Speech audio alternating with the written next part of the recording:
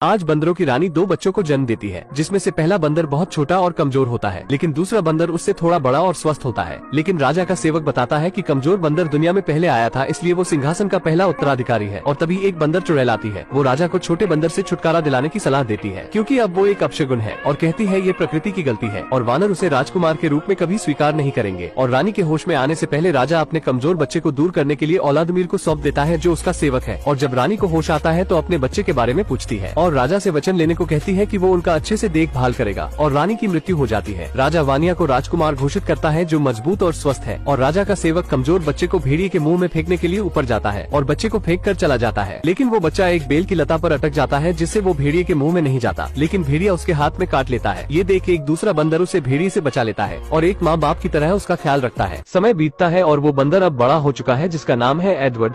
लेकिन वो अभी भी यान की पीठ पर सवारी करता है, क्योंकि अभी भी उसका एक हाथ काम नहीं करता और वो दोनों ऐसे रहते हैं जैसे एक दोस्त हो। इयान को बोलने में थोड़ी समस्या है, इसलिए वो ठीक से बात नहीं कर सकता। एडवर्ड देखता है कि एक चूहा उसका खाना चुरा रहा है। वो उसे पकड़ने के लिए उसके पीछे भागता है, लेकिन एक हाथ से उसे पकड़ नहीं पाता। फिर वो पेड़ के रस का इस्तेमाल करके एक जाल बनाता है, जिससे वो चूहे को पकड़ सके। और तभी उन्हें एक आवाज सुनाई देती है। आवाज से उन्हें पता लगता है कि खेल की शुरुआत हो चुकी है। इस खेल में एक नारियल के फल को बॉल बनाकर बड़े जानवर की खोपड़ी में डालते हैं। जिसका बॉल उस खोपड़ी में गया, वो खेल का विजेता होता है। इयान जाने से मना करता है, क्योंकि इन दोनों वानरों के अन्य वानरों द्वारा भेदभाव किया जाता है। एडवर्ड किसी भी तरफ इयान को मना लेता है और दोनों खेल देखने चले जाते हैं। वानिया, जो राजा का बेटा है, वो इस खेल का पहला विजेता है, जिससे सभी वानर उसकी तारीफ करते हैं। अब खेल का दूसरा पड़ाव शुरू होता है। खेल के बीच में बॉल देखकर इयान से रहा नहीं जाता और बॉल को एक छलांग में पकड़ लेता है और नीचे गिरता है, लेकिन वो बॉल एक छेद में चला जाता है, जहाँ से उस बॉल को निकालना असंभव था। सभी वानर इयान को पीटने लगते हैं और एडवर्ड उस बॉल को निकालने के लिए एक लंबी लकड़ी और पेड़ के चिपचिपे रस का इस्तेमाल करता है और बॉल को बाहर निकाल लेता है। सभी वानर उसके चारों तरफ इकट्ठा हो जाते हैं और पूछते हैं उसने ये जादू कैसे किया। और तभी वानिया आ जाता है और एडवर्ड से बॉल लेकर ऊपर फेंकता है, लेकिन उस चिपचिपे रस से बॉल उसके हाथ में चिपक जाता है। सभी वानर उसे निकालने की कोशिश करते हैं और झटके में नारियल निकलने से वो राजा के सर पर जा गिरता है। और जब ओलादमीर उसे खींचकर निकालता है तो राजा का बाल भी नारियल में चिपककर साफ हो जाता है। राजा इस अपराध करने वाले अपराधी को जानना चाहता है। इसी बीच डायन एडवर्ड को देखती है और ओलादमीर से पूछती है कि क्या उसने उसे राजा के कहने के अनुसार बच्चे को भेड़िए के मुंह में फेंक दिया था या नहीं। ओलादमीर कहता है, राजा के कहने के अनुसार उस बच्चे को मैंने भेड़िए के मुंह में फेंक दिया था, लेकिन डायन उसे धमकाते हुए उसकी सही पहचान पता करने के लिए भेजती है। लेकिन राजा का बेटा वानिया ये सब सुन लेता है और अपने पिता से किसी दूसरे वानर को सिंहासन लेने की बात करता है और राजा सिमोन इसके बारे में कुछ करने का वानिया से वचन लेते हैं।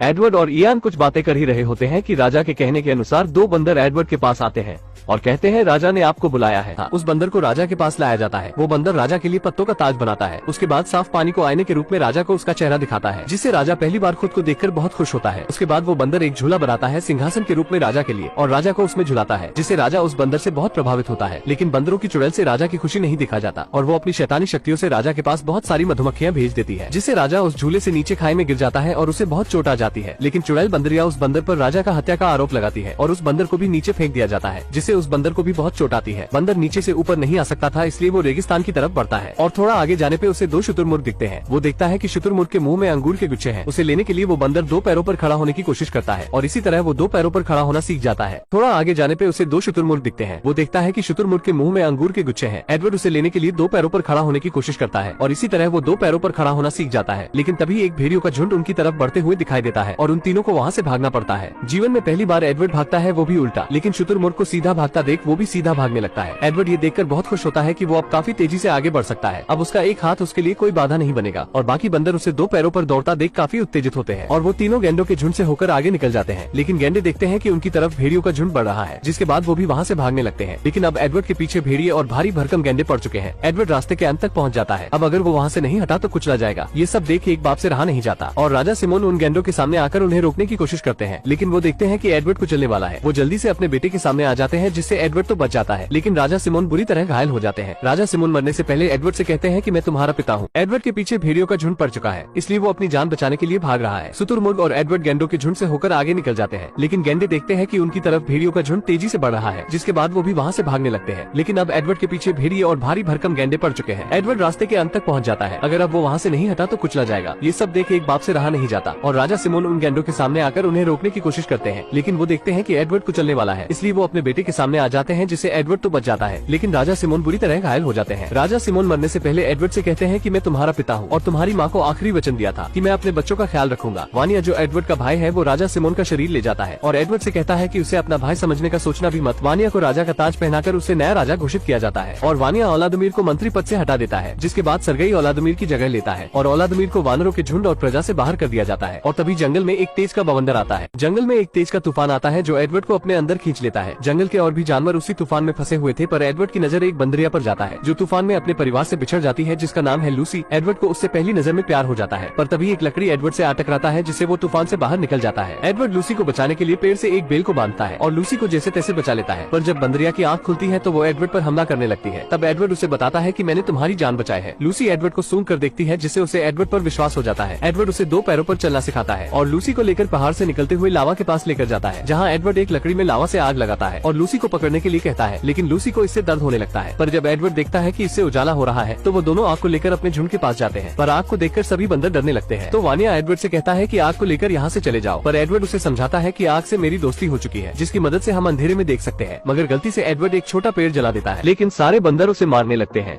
एडवर्ड और लूसी वहाँ से चले जाते हैं, जहाँ वो एक भेड़िया को गुफा से आग की मदद से भगा देते हैं और दोनों उसी गुफा में रहने लगते हैं। सभी बंदर लूसी और एडवर्ड को शिकार करते हुए देखते हैं।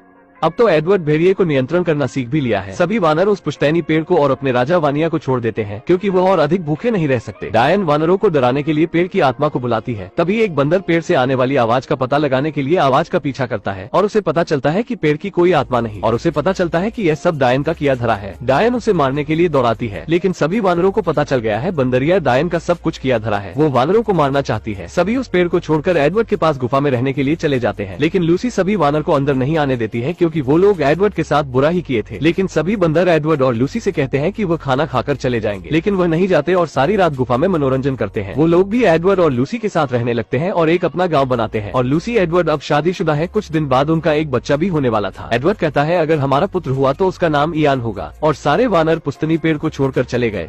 इसी का बदला लेने के लिए डायन एक साजिश रच रही है।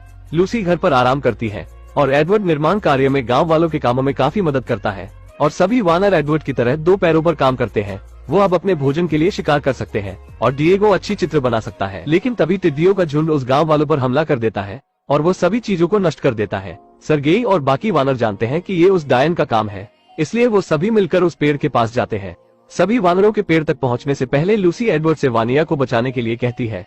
एडवर्ड पेड़ के नीचे जाकर वानिया को आवाज लगाता है, लेकिन उसे कोई जवाब नहीं मिलता। सभी वानरों के पहुंचने के बाद वानिया बाहर निकलता है। सभी वानर उसे कहते हैं कि अगर वो पेड़ को उनके हवाले कर देता है तो उसे जाने देंगे, लेकिन उल्टा वानिया वानरों से वादा करता है वो उन्हें जीवित छोड़ देगा अगर वो यहाँ से चले जाते हैं तो। गिजेला वानिया का बचाव करने की कोशिश करती है, जो वानिया की पत्नी है, और सरगेई वानिया पर हमला करने की अनुमति देता है और वानिया गुस्से में वानरों को मारने लगता है, लेकिन वानरों की संख्या ज्यादा होने की वजह से उनके आगे टिक नहीं पाता। पेड़ में आग लगा दिया जाता है, लेकिन एडवर्ड पेड़ के नष्ट होने से पहले गिजेला को उस पेड़ से बचा लेता है। लेकिन इस बीच एक जलते हुए पेड़ की शाखा से खुद दब जाता है। वो वानिया को मदद के लिए बुलाता है। वानिया उसे अपने पीठ पर रखकर वहाँ से एडवर्ड को लेकर भाग जाता है, जिससे एडवर्ड की जान बच जाती है और वो डायन उसी पेड़ में जलकर मर जाती है। लेकिन अब पुश्तैनी विशाल पेड़ जलकर राख हो चुका है और वानरों के लिए यहाँ कुछ नहीं बचा। वानिया और एडवर्ड नाराजगी को दूर करते हैं और सभी वानरों के सामने अपने भाई को स्वीकार करते हैं। सरगेई वानरों में दहशत पैदा करता है कि अब रहने की कोई जगह नहीं, हम सब भूख से मरेंगे। लेकिन एडवर्ड सभी वानरों को एकत्रित करता है और बताता है हमारे जीने की एक और आशा है। उन पहाड़ों के पीछे वो पक्षियों का पीछा करते हैं और वहाँ उन्हें पानी, पहाड़ों और हरे भरे जंगल मिलते हैं और वो एक नई जगह की खोज करते हैं जहाँ एडवर्ड का मित्र इयान भी था। और यहीं पर ये मूवी खत्म हो जाती है।